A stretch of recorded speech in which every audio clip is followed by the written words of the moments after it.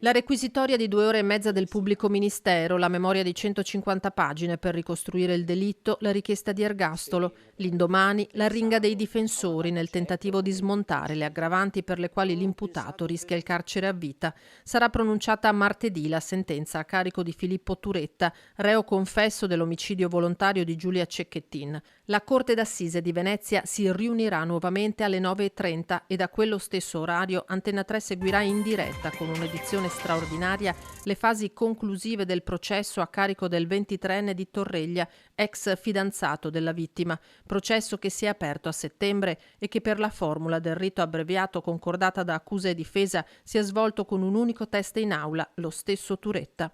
che ha raccontato in un memoriale e quindi ripercorso il prima, il durante e il dopo dell'uccisione di Giulia, partecipando poi in silenzio e a testa bassa alle successive udienze. Quella, calendarizzata per puro caso proprio il 25 novembre, giornata contro la violenza sulle donne, in cui il pubblico ministero Andrea Petroni lo ha accusato di aver perseguitato per mesi Giulia, aver premeditato il delitto e averlo consumato con crudeltà, e in cui i legali delle parti civili hanno motivato le richieste di risarcimento di oltre 2 milioni di euro.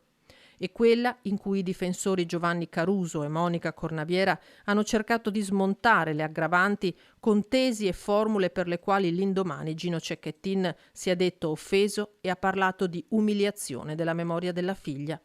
Era un martedì, anche quello in cui l'Italia disse addio a Giulia il 5 dicembre 2023 a Santa Giustina, a Padova. A distanza quasi esatta di un anno si conoscerà la sorte del suo assassino, un caso tragico e dirompente nel dibattito sulla piaga dei femminicidi, il cui ultimo capitolo, giudiziario, non certo umano, si svolgerà martedì mattina alle 9:30, orario in cui partirà anche l'edizione straordinaria di Antena 3.